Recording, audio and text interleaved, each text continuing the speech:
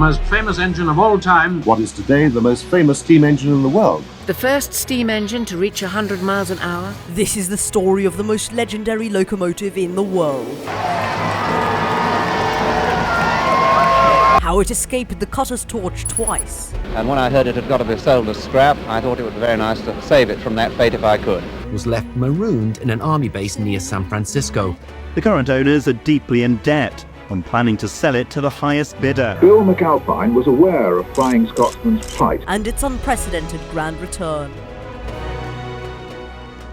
It's 1923 in Doncaster and work is being completed on the 3rd A1 Pacific, a class designed by the esteemed engineer Sir Nigel Gresley, designated for mainline use and as of now nameless. This mechanical marvel came to life at the cost of £7,944, weighed 97 tons, and was assigned the initial number 1472. However, it was not until the following year in 1924 that the locomotive was granted the name that it would become synonymous with, Flying Scotsman. This prestigious title was chosen in honour of the historic train service established in 1862 that traversed the iconic route from London to Edinburgh. In sync with its new name, Scotsman would undergo a number change to the now iconic 4472. The main reason for the change was in the form of the British Empire exhibition in 1924. Unsurprisingly, Flying Scotsman was chosen to be a prominent figure in the exhibition, and the success of the exhibit further solidified Flying Scotsman's role as a symbol of prestige and progress. The LNER recognised the locomotive's ability to capture the public's attention and continued to utilise it in various publicity events. In 1928, the Flying Scotsman acquired a corridor tender. This innovative feature allowed for seamless crew changes, a breakthrough that eliminated the need to halt the train for transitions. As a result, the Flying Scotsman was poised to achieve a feat that would capture the imagination of the world.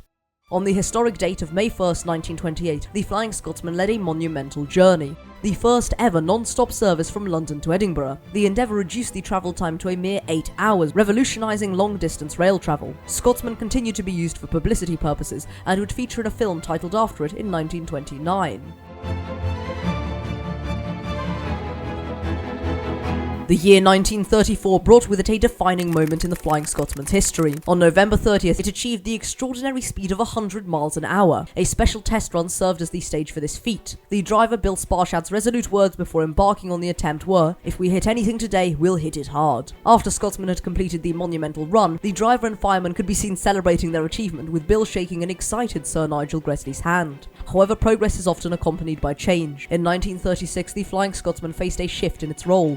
The corridor tender was taken by newer, more efficient A4 class locomotives, also conceived by the visionary Gresley, which took precedence in the realm of non-stop services. The emergence of these advanced machines marked the next chapter in the evolution of rail travel, although it did not look too great for the Flying Scotsman as the newer locomotives were gradually taking over. But as the 1940s rolled in, the world was deep into wartime turmoil, and many of England's beloved engines, including the legendary Flying Scotsman, had to get a makeover. They were all painted in a somber black to be less detectable. The Flying Scotsman, with its once vibrant appearance, was no exception, doing its part to serve the war effort by transporting British troops. After the war ended, it was time for the Flying Scotsman to get a facelift. In 1946, it was temporarily labelled as 503, later changing to 103 in the same year. At the same time, it underwent some significant upgrades, being rebuilt into an A3 locomotive, which basically meant it got a boost with a more powerful boiler and other improvements. This upgrade was part of a bigger effort to modernise all A1 locomotives to A3 standards by Edward Thompson after Gresley's death in 1941. By 1947, the Flying Scotsman emerged from this transformation sporting the familiar apple green we all recognise and admire. It did have a brief stint in blue, but eventually settled into the British Railways green look in 1948. British Railways was formed in 1948, and oh boy did they have plans. Chiefly these included Dr. Beeching's 1955 report. With British Rail facing immense financial challenges, the report proposed a radical solution, retiring more than 16,000 steam locomotives and replacing them with modern diesel-powered trains. As the 50s rolled on, the Flying Scotsman found itself in a changing landscape. It was stationed at the Leicester Central Shed and tasked with pulling passenger carriages on the Nottingham to London route. This was a time when diesel locomotives were gaining ground, and even the Flying Scotsman train, an emblem of steam power, had to share the tracks with these new machines. But the days of steam are rapidly coming to an end.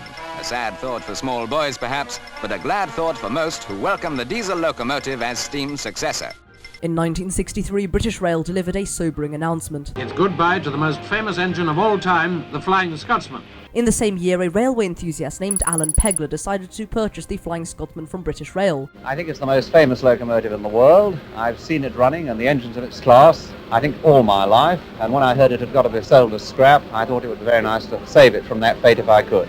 That engine, Flying Scotsman, was on exhibition at Wembley And I was taken by an uncle or somebody or other to that exhibition, sat in the driver's seat of that engine, and it was to me a most tremendous thrill. He negotiated with British Railways to be able to run tourist trips and such. When I bought the Scotsman, I had this idea, which apparently it was completely revolutionary thinking. It didn't occur to me that it was. I said, you know, I'd like to keep the engine running. And the immediate reaction was, well, you can't do that. His daughter said that when Pegler came home the day he brought the Flying Scotsman, he sat down on my bed and said, I've brought a steam engine. I'm going to have her painted apple green again and we're going to have so many wonderful adventures with her. But before that, the locomotive was going to have its last run under British Railways on the 14th of January. It was a huge event with crowds of people gathering and many photos with Alan Pegler being taken.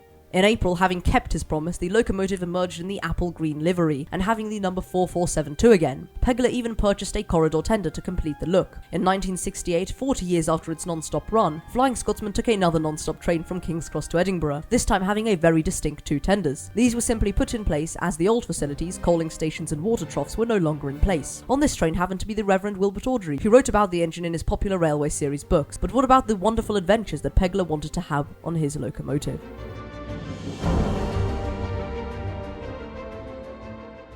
The Great Scott was being prepared, under the supervision of owner Alan Pegler, for a 5-week, 2,000-mile export tour of America.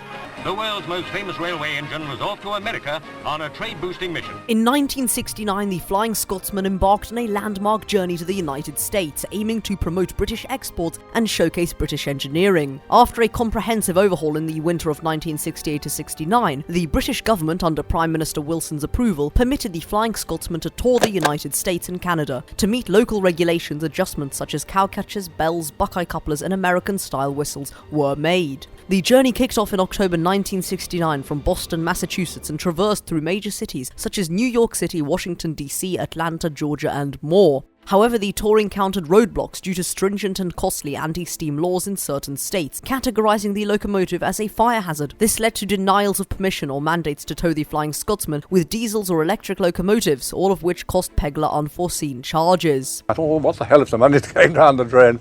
Never get a chance like this again. And I just pressed on. The financial aspect loomed as a significant threat. Pegler had invested heavily in this venture and the financial returns were not as anticipated. As the journey progressed, the financial strain intensified. By 1972, Alan Pegler found himself drowning in debt, approximately £132,000. Also, due to Edward Heath's government pulling funds, the Flying Scotsman's operational revenue was not sufficient to cover the mounting costs, and bankruptcy seemed imminent.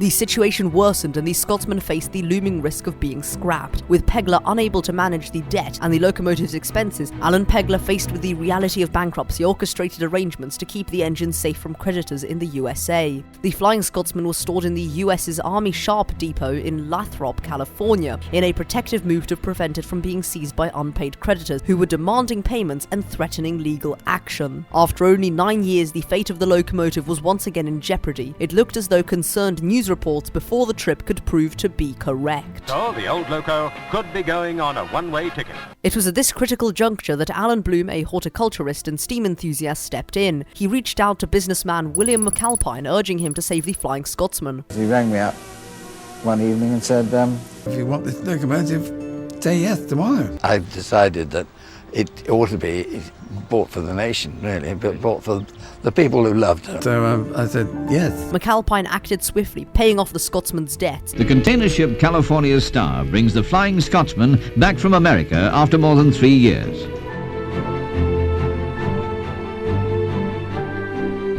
After Scotsman's very ill-fated USA tour, McAlpine played it safe and confined the Scotsman to the United Kingdom for a while, which included restoration and the inclusion of an even more powerful boiler from an A4 locomotive until 1988. We were asked to take it to Australia to celebrate the bicentennial. Maybe the original idea was to have a locomotive from each continent. McAlpine agreed and Scotsman was sent off down under.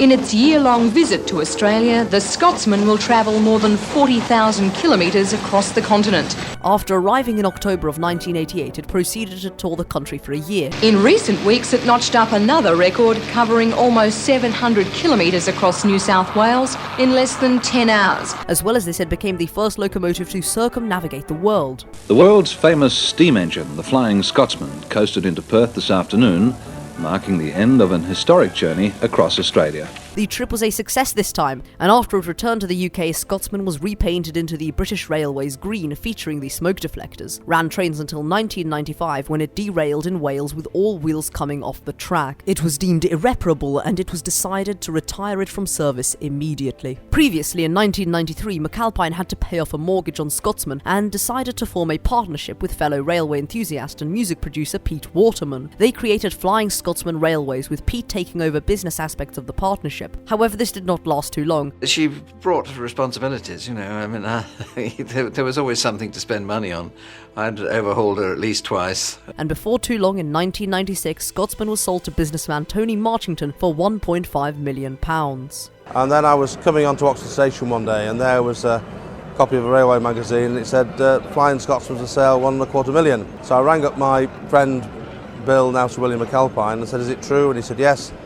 We met a few weeks later and I bought it. Having once more repainted and restored Scotsman into apple green and keeping the smoke deflectors, and even more to the point, looking as it jolly well should look, he had plans for the locomotive, such as building a village in Edinburgh dedicated to it, with the locomotive and special carriages on display in between outings. However, as with its previous owners, it was not long before Marchington would be bankrupted by the locomotive. This would occur in 2004, after a very over-budgeted overhaul. Certainly when this restoration cost started ahead to £500,000, then beyond £500,000, 600,000, and then you thought to yourself, where the devil is this going to end? And the purchase and sale of Bitton, another Gresley locomotive. The current owners are deeply in debt when planning to sell it to the highest bidder, even if that means the legendary locomotive going abroad. There's now a real chance that Flying Scotsman may be sold abroad. The National Rail Museum, launching today's last-ditch appeal, are still well short of the expected selling price. It's a national icon, and if there's a risk of it going abroad, then clearly we must try to keep it in this country, and the National Railway Museum, the biggest railway museum in the world, has to be the place for it to be based. And with a £1.8 million grant from the National Heritage Memorial Fund, $415,000 raised by the public, and a donation from Richard Branson, they managed to get hold of the locomotive. But although it was now in the Railway Museum's ownerships, the problems were very far from over. You see, prior to the acquisition of Scotsman by the Railway Museum, the locomotive had undergone 6 major overhauls. Some of these may be dubbed as quite shoddy. By the time the museum actually started running it, there were evident issues with it, as it failed at Doncaster while en route to York and had to be towed in 2004. It was truly worn out, and it should be noted that by the time it had come up to auction, rumours about Scotsman's damaged condition were floating around, not at all reminiscent of the glowing report provided at the auction. A National Railway Museum staff member said that Flying Scotsman had operated only a small percentage of its booked work in the year before sale because of reliability problems. And these reliability issues would be what would plummet the locomotive and museum into a decade-long £4.2 million restoration, albeit being the most extensive and expensive overhaul in the history of preserved steam locomotives. Over the past 5 years, the Flying Scotsman has been taken apart, then completely rebuilt. It's remained under wraps at the National Railway Museum in York. And last night, at the National Railway Museum, the people who bankrolled the project got the first look. It's in the right hands.